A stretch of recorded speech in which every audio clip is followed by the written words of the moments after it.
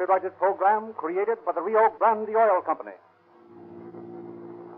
Los Angeles Police calling all cars, attention all cars, broadcast 11. Regarding the murder of officers Brett and Fletcher, who was shot to death tonight in Boyle Heights. Suspect of driving a battered old Ford. Description of the only suspect obtainable is a medium height, has thin hair, wearing a checkered suit. Get 'em, boys. That's all. Rosenquist.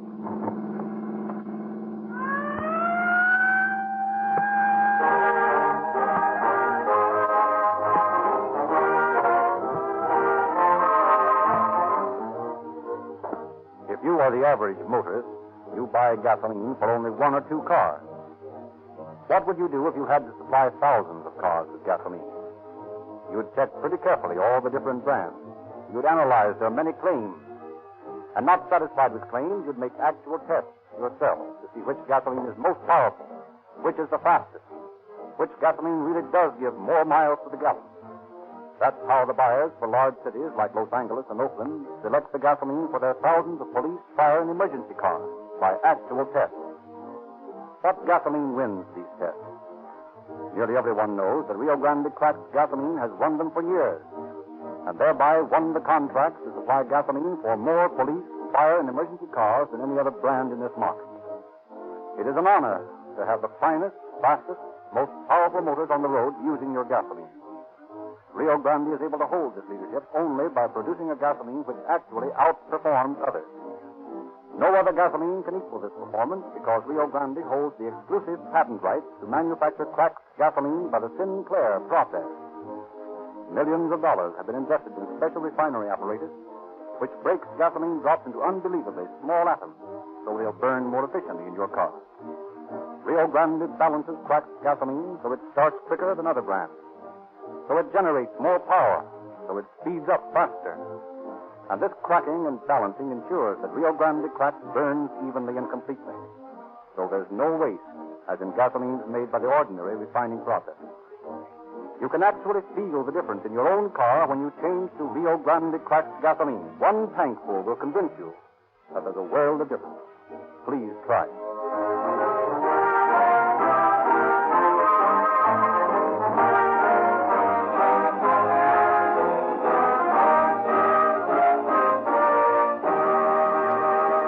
Now we are pleased to present Chief James E. Davis of the Los Angeles Police Department. Chief Davis. Good evening, friends. It is only when a police officer is slain while protecting your life and property that many of you realize how dangerous and at times how thankless his life is. The brutal killing of two men with whom I worked in the first Auto Patrol in the city of Los Angeles 15 years ago startled me, as it did the entire police personnel of the state, into such a realization. Tonight's dramatization of that fiendish slaying and the manhunt that followed it will, I sincerely hope, impress upon you the peril in which your police officers work. I hope, too, that it will serve as a warning to those who live outside the law that it is far more dangerous to shoot a policeman and take a chance on getting away than it is to surrender. For although a detective will do his best, no matter what the case is, he will do a little better than his best, go with less sleep than the little he normally gets, follow clue after clue, never giving up when he is searching for the murderer of a fellow officer.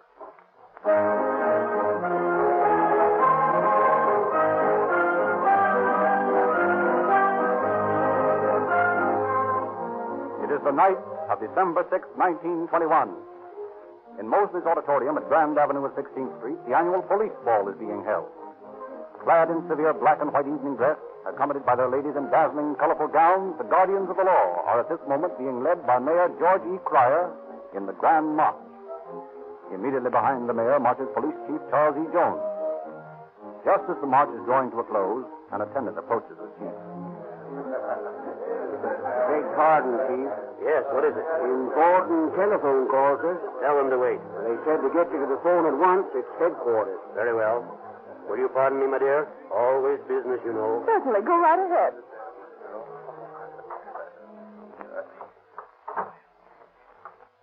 Right here. Oh, yes, thank you. Hello? Chief Jones speaking. What? Yes. All right. I'll be right down.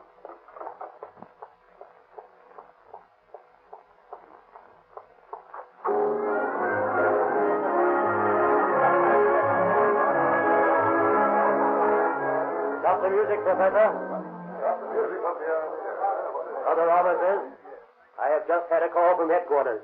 It was a report that Officer Bill Brett and Officer Harry Clester have just been murdered. I guess the party's over for tonight, boys.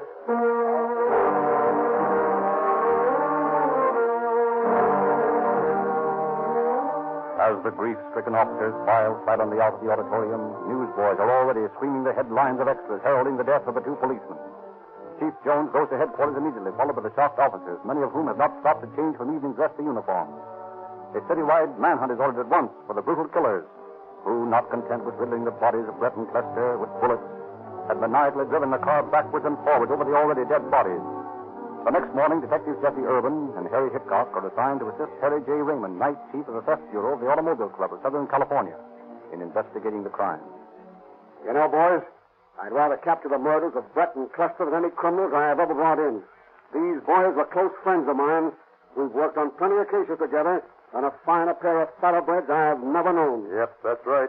They were great guys. You have to go that way. You get any more dope on it down at headquarters? Well, not much. They found a couple of girls who saw it happen from the front room of their house, but they were so scared they didn't remember much.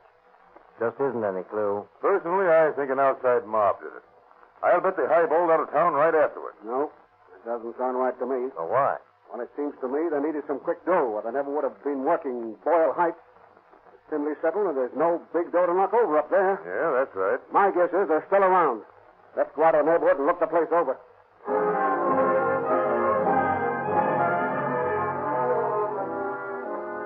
But a close questioning of the residents in the neighborhood of the scene of the crime fails to reveal anyone save the two girls who had seen it happen.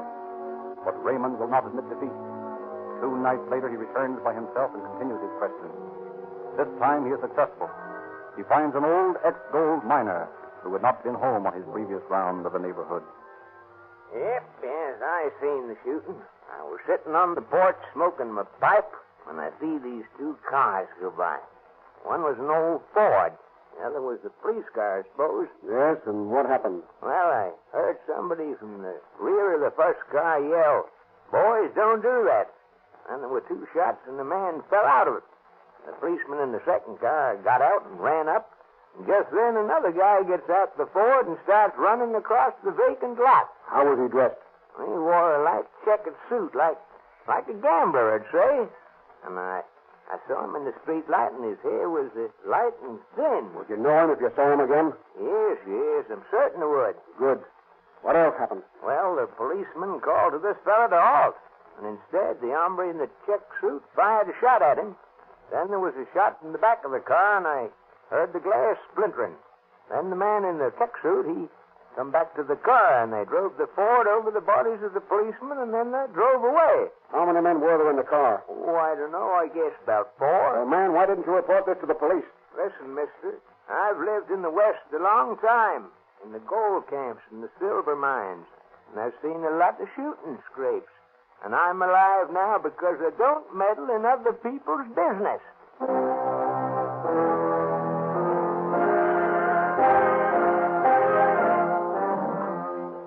Next day, Detective Raymond returns to the scene of the crime, searching for clues.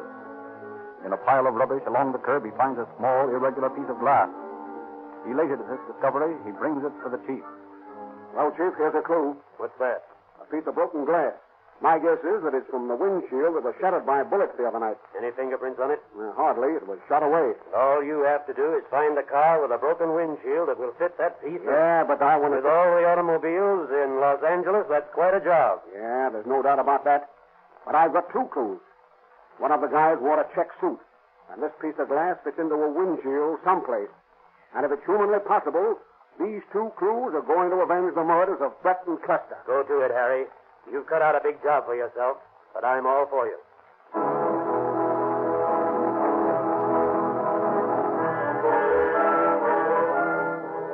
2 nights later, Raymond and Irvin are cruising through the Central Avenue district on their routine job of searching for automobile thieves. Suddenly, as they turn to 40th Street, Harry, look. What? Stop the car a minute and turn out your lights. What is it? See those two cars down the street there? Yeah? Oh, I get it. Tire thieves, huh? Well, we'll just take those lads in. Come on. Okay. Turn on your lights like you was going to drive by them.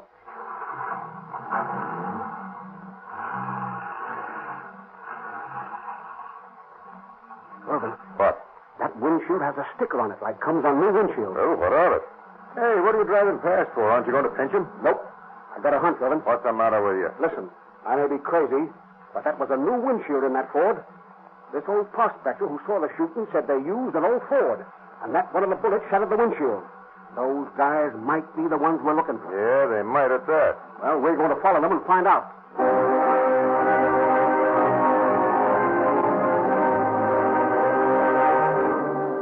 Irvin and Raymond tail the suspected car to Hermosa Beach, where it enters a garage behind the house a block from the ocean.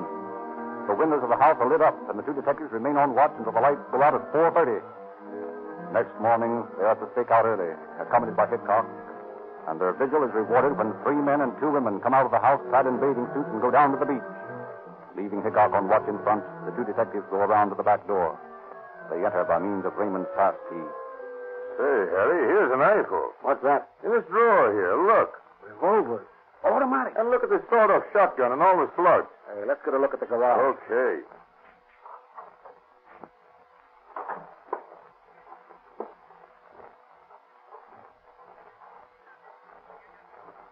Well, there's the old Ford in the garage. Yeah.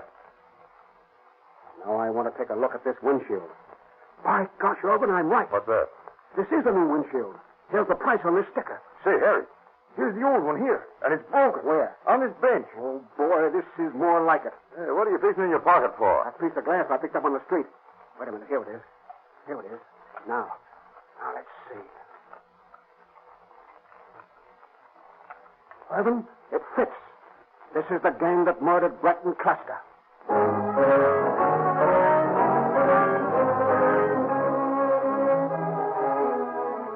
The next day, the 3 detectives return and watch until the same 3 men and 2 women go to the beach for their swim.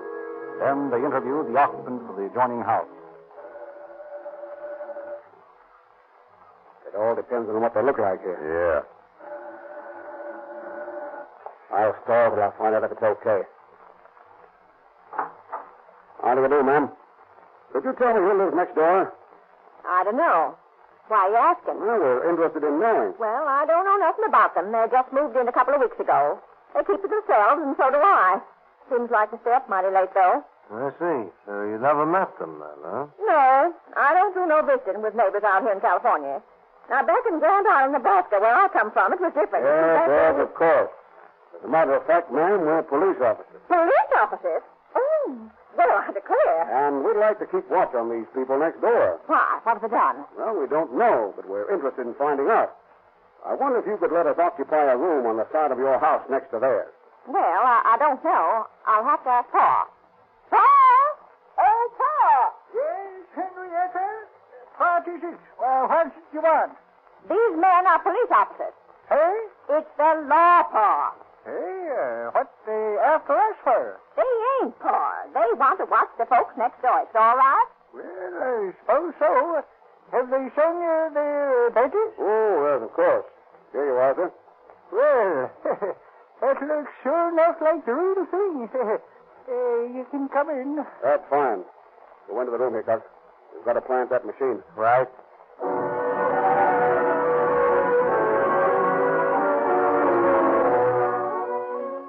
It is a simple matter to plant a dictaphone behind a curtain in the house of the suspects and run a line over the shifting beach sand to the house next door.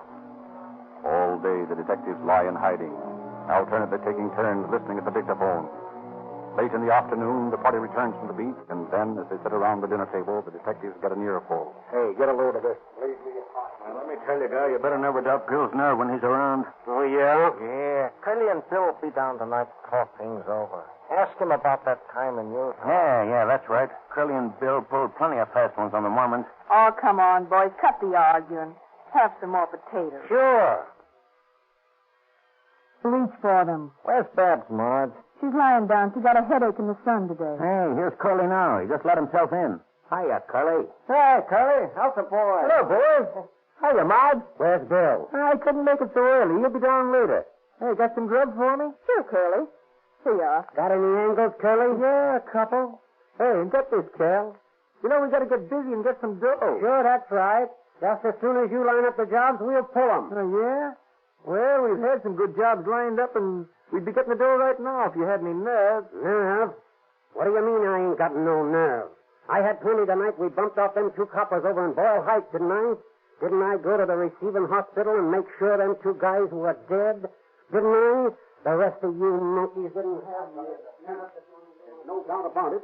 Those are the birds that killed Brett and Cluster. Come on, let's knock 'em over right now. Yeah, come on, Harry, let's go. Now, wait a minute. We've got these mugs any time we want to take 'em. Let's wait until this Bill fella comes. Let's get 'em all at once.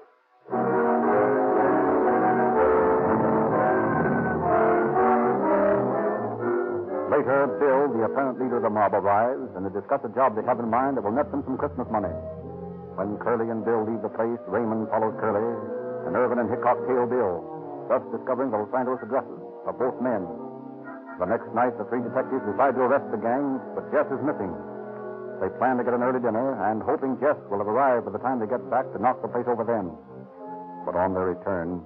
Hey, this is funny. What's that? The house is dark. Do you suppose that, Beg pardon, Constable. Yes? They moved out while you was away. They did. Yes, they all left less than 15 minutes ago. A baggage man came and took their stuff away, and they all piled into that old fort of theirs. I couldn't stop them. No, of course not. Maybe we should have knocked over the 6 of them while we had a chance. yeah. But I did find one thing out. Yes, I got the license number of the car and the name of the expressman.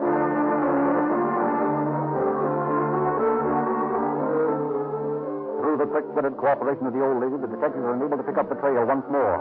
The expressman, when questioned, tells them the address on South Hope Street where he transferred the baggage for one of the girls. They raid the girl's room and take her to headquarters. Heedless of her loud protests, they question her half the night. Finally... Now, look at here, Marge. It's up to you. You can tell us the truth and save yourself, or you can lie to us, and sure as I'm standing here, you'll hang, just as all the rest of your friends are going to hang. Listen, boys, you got me all wrong. I ain't done a thing, honest I ain't. I come from a good family, I do. I'd never harm a living thing, not even a copper. Yeah, we know that, Marge. Now, we're not doubting you. But what we want to know is, what do you know about these other guys? Now, remember, if you want to talk, it'll save your neck. You're innocent. We want to believe you. Well, I guess they bumped off the bulls all right. That's what they claimed, anyway. Who are these guys? Who's Curly? Well, his real name is Willard Thompson. And Bill, who's he? He's Bill Brinkhurst. They both served time up in Utah. Well, what about the rest of them? Jim Wheaton, Cal Rowe, and Jess Wendell are their names.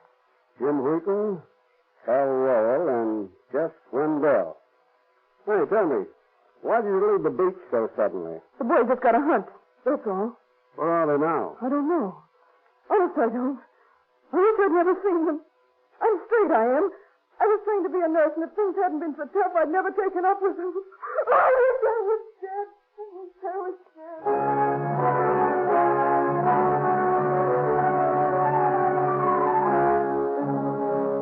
Through Marge's information, the detectives arrest Bob.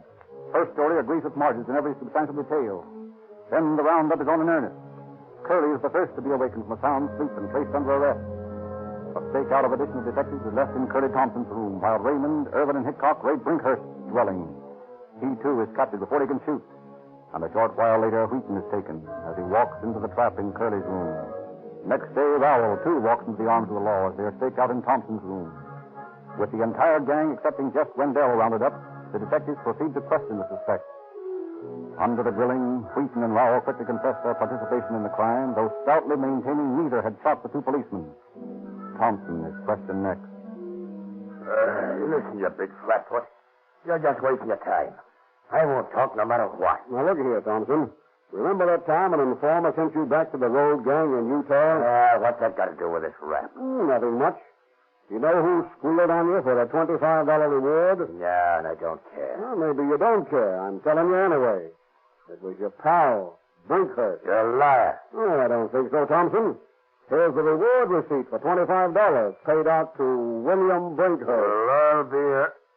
Why, he was my best friend. Yeah, that looks like it, doesn't it? Now will you come clean? No. Just because he was a dirty stool pigeon, you don't you think I'm one?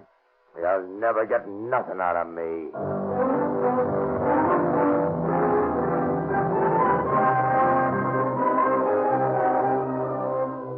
And Curly Thompson stoutly maintains his silence.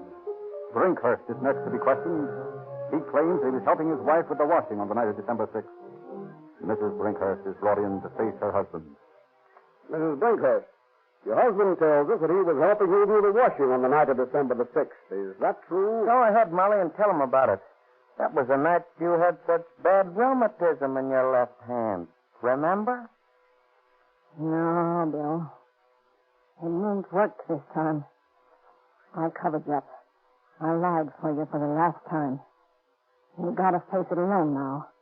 I've given you the best of myself. There's nothing left now. I'm burned out, Bill. I'm through protecting you. I'd like someone to protect me for a change. No, officer. My husband was not home that night.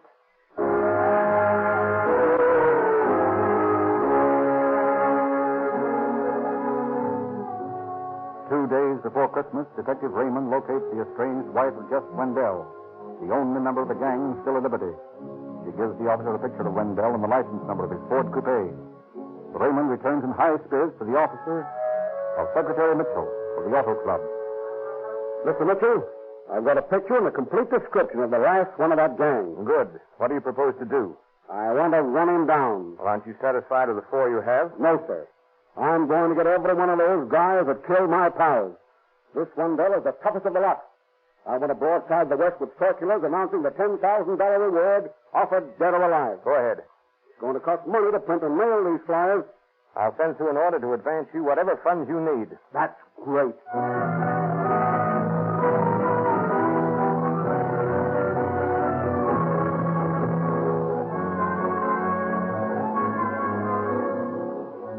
After a long search for a printer, Raymond finally finds one willing to undertake such a mammoth order on Christmas Eve.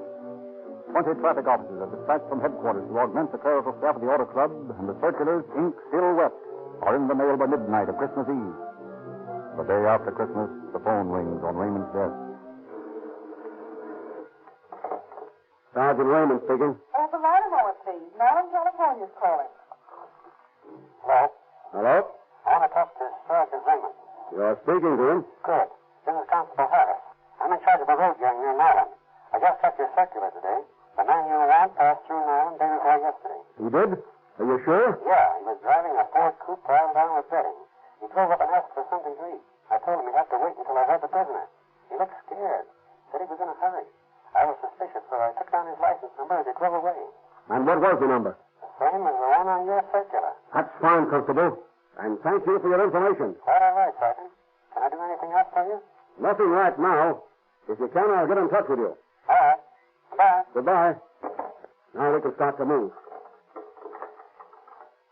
Get me Western Union. Western Union.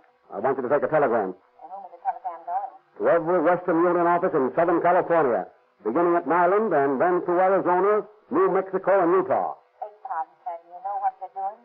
That means thousands of officers. Awfully large bill. Never mind that. Charge it to the Automobile Club of Southern California. Very well. What is the message, please?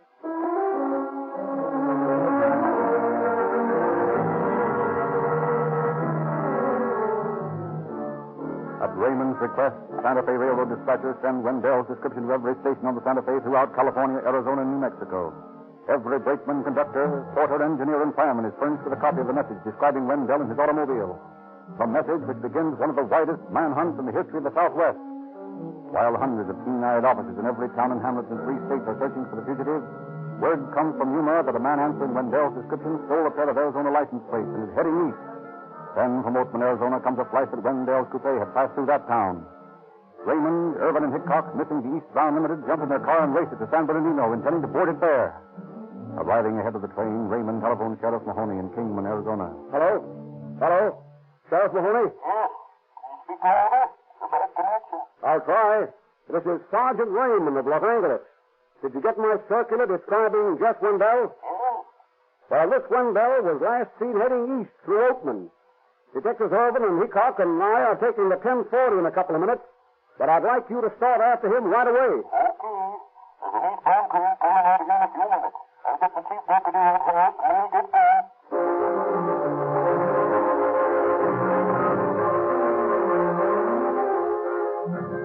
As the three Los Angeles detectives climbed through the Cajon Pass aboard one train, Sheriff Mahoney and his deputy rumbled across the desert on another.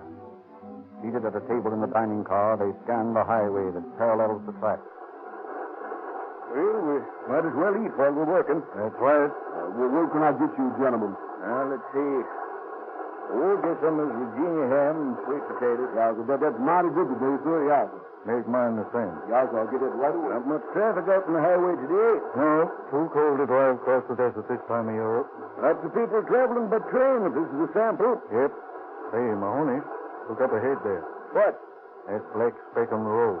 That might be it. Yeah, might. Well, keep your eyes open. Yep, it's the Ford. And it has bedding piled on the back. That's it. Hold that emergency cord.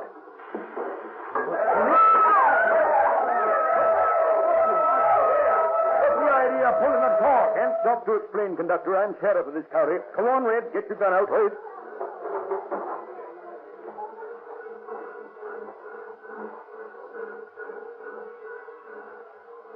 The car is empty, Red. Let's ask these section hands about it. Right. Hey, buddy. Where's the guy that owns that Ford coupe? Oh, him? Oh, he come ask for food. I tell him go to the section house. My woman feed him. Well, go in there and tell him to come out with his hands in the air. Here is the door, Mahoney. No, he's disappeared. Come on, let's take him. Come on, Mahoney. I'm afraid it's too late now. Yes. Bumped himself off. Look, he only wounded himself with the first shot. Then he had the nerve to pump 3 more into himself. Hold on, he's moving. Take that gun from him. Don't worry, boy. I'm through bumping off coppers. But the joke's on you, boy. You can't hang me now.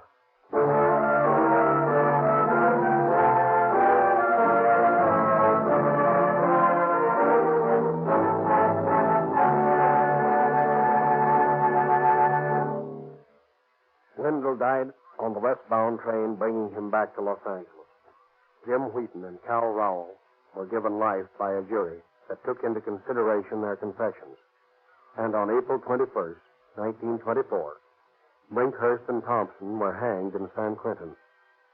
By agreement among themselves, Raymond, Irvin, and Hickok, whose splendid detective work brought this case to a successful close, split the $10,000 reward and gave one half to the widow of Officer Brett and the other half to the widow of Officer Clester. Thank you, Chief David. Police officers realize that their lives are at stake when they speed up their emergency cars to capture a criminal. They can't take chances on ordinary gasoline and risk a stalled engine, a foul spark plug, a sluggish motor. That's why many thousands of operators of emergency cars agree on Rio Grande cracked gasoline and specify it exclusively. Drive your car into your neighborhood Rio Grande station and you'll get exactly the same cracked gasoline that police and emergency car drivers prefer above all others. You'll also get some novel new coins with your change called police money. Boys and girls everywhere are saving this free police money because they can exchange these valuable coins for a complete junior detective outfit. So while you're enjoying police car performance in your car, you're also helping some boy or girl to get 14 free gifts. In the latest issue of the Calling All Cars News, which you can get free from any Rio Grande dealer, you will find a full description of these gifts, together with fascinating illustrated true crime stories and late movie and radio news. Get your free copy of the news right away. All Rio Grande dealers are now recommending Sinclair motor oil. Sinclair not only equals any other oil made, but also has certain features found in no other oil. Before you get your crankcase filled again, ask your Rio Grande cracked gasoline dealer about Sinclair motor oil's advantage.